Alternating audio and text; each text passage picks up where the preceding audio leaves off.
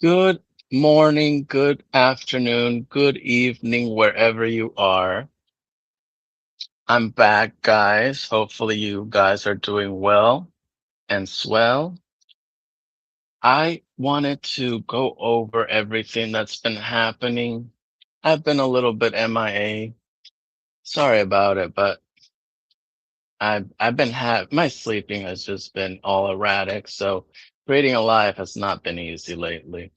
But I just wanted to come here and discuss my thoughts on what's been happening recently, especially with the 4th of July. There was a lot of commotion going on, and something really caught my attention. What really caught my attention was what happened in Newport Beach. So essentially, Newport Beach had what you would call, and I can't even believe I'm saying it, but a TikTok takeover. I've never heard of it. I don't even know how we're even making this about TikTok, why someone would even potentially or allegedly schedule uh, a takeover via TikTok. But here we are. There was a takeover. This took place in Newport Beach, and there were at least, give or take, over 400 arrests. That's a lot of people. 400 arrests, that's insane. From what I read, this went up significantly. 2026, there were over 400 arrests, while back in 2025, we had around 60 arrests. So this is really alarming when you think about it, because it just seems that lawlessness is around the corner. And social media is being used as a tool to promote this lawlessness that's happening. It's insane to me that we can't even be secure going out from point A to point B. But what also shocked me outside of the 400 arrests that took place, right? There was a woman and she was using her e-bike. And as she was navigating the area, she was pushed off her e-bike. Most likely it was the same people who were a part of these what is it, this takeover or raid or whatever fancy term you want to use for it. She was pushed off her bike for no good reason at all. She was just passing around the area. She was just using her e-bike to get around, and then ultimately she gets pushed off, and I believe she had a concussion.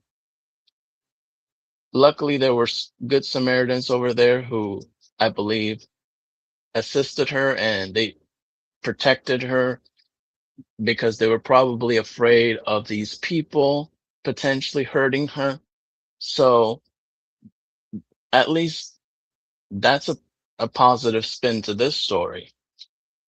But yes, 400 people were arrested and it got worse. There was looting involved. Uh, they destroyed, I believe, at least potentially several displays. At the very least, they destroyed one display.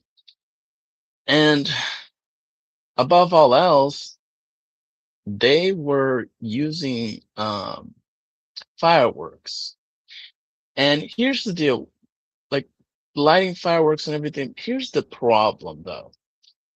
These people, at least a good portion of them, you could even say probably over half of these people were from a different state. I believe they said Arizona, Nevada. At least a good chunk of these people, at least maybe over 150 of these arrests were from people that traveled from Arizona. to Newport Beach.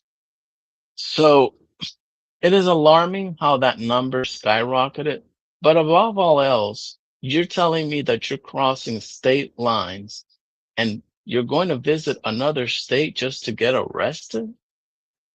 I don't know. To me, can't, I just can't make sense of people these days and their actions, how they just quickly turn up only to end up in handcuffs as if nothing. But it just seems to be sort of a badge of honor for some people these days. They just want to get arrested and they don't care about the consequences behind their actions. So this is what is going on. And the saddest part is the youngest person involved in this case was at least 13 years. So again, it's just a lot when you think about it.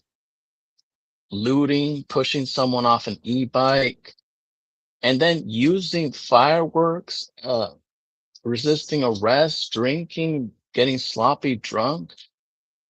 I know a lot of people say, well, kids will be kids, but I think there's just this is not even about being kids anymore. This is about people just really at the edge of insanity. I mean, people these days just don't have any sense of awareness. They don't fear consequences. And this is the result of what's happening right now. As a result, it's becoming lawlessness because these people don't register consequences. They think consequences are beneath them. And then reality sets in once the consequence sets in. That's the saddest part about this whole story.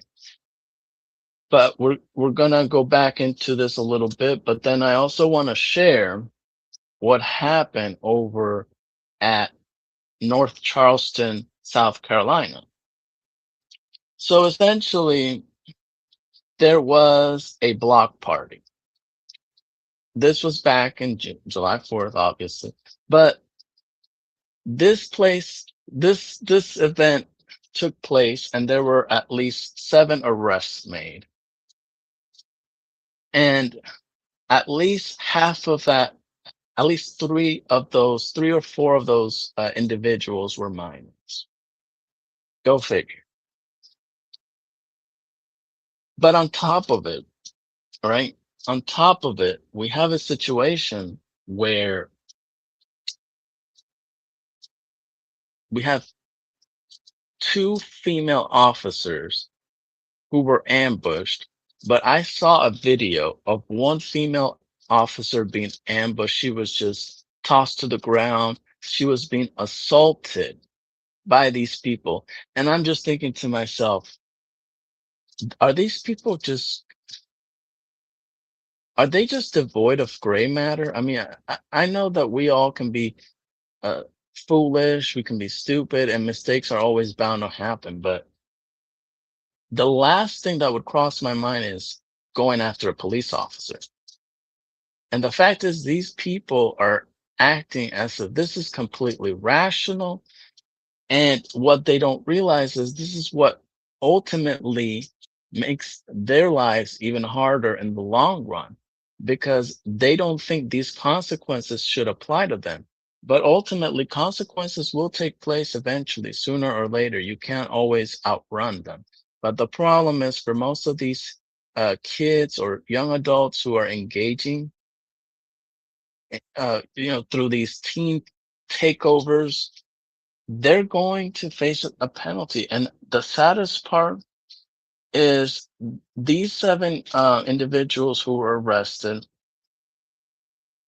they were even using explosives on officers. Like they were using fireworks, but not only on officers, they were also using these, ex, you know, fireworks, explosives on people, on people who were just crossing the area, like driving around the area. And so essentially we go through this ordeal where it's getting out of hand and it just doesn't seem as if they are realizing how far they're going here. This is just going way too far, way too far. This is way out of hand, but this is the situation we're in. 7 arrests were made, and at least 3 of them were adults. I don't got the right statistic. Let's just say half of them were adults, half of them were minors at the very least. So, you know, one key important detail is that the mayor of North Charleston, right? What really surprised me was his statement when he said that apparently we can't blame the parents. We have to blame these people as their own individuals. Basically, he's just inferring that these people made their own choices. And while that is true that they made their choices, this is a byproduct of soft parenting, which has been pushed in the early 2000s, where basically discipline was frowned upon and it has been stripped from the household. Now, people always want to jump to conclusions and assume discipline means being physically abusive. If it's physically abusive, that's no longer about disciplining your child. That's about essentially showing your character, which is you have none because you're taking it out on an innocent child. But that's beside the point. The point is that discipline needs to make a comeback, or else they're just going to have to reopen asylums here. These young kids or even young adults who are participating through these teen takeovers, they need a reality check. They need to be made aware that actions have consequences, and we need to just pull the band-aid. We have to at this point just pull the scab altogether because they need to understand, they need to feel the gravity of their mistakes, not being pat on the back that, oh, everything's gonna be okay, or pat, like a slight rub on the head that they can't do no wrong. We need to really take this seriously, and we need to really enforce laws and by making sure these kids don't act out, because this is beyond just throwing eggs at someone's house. This is going a step too far. And the problem is, most parents these days, they're just coasting through the parenting process. They're not teaching their kids right from wrong. They're just basically rubbing elbows with their kids. And the problem is, you can't be a parent if you're only going to be your kid's friend. Being a parent means you're teaching that child to grow into becoming a man or woman of value. When you do the opposite and you don't teach them through proper tutelage from the very beginning, it's going to make these children believe that they run the world, and essentially they can run it without consequences in mind for every action they take for themselves and against others. But that's essentially it. This is what I wanted to share with you guys. I hope that you guys are doing well. These team takeovers are just taking a drastic turn for the worse. Hopefully, I will come back shortly and I will make another video or live to share any thoughts that I may want to broadcast. Otherwise, I'll let you guys go. Thank you, and I'll see you later.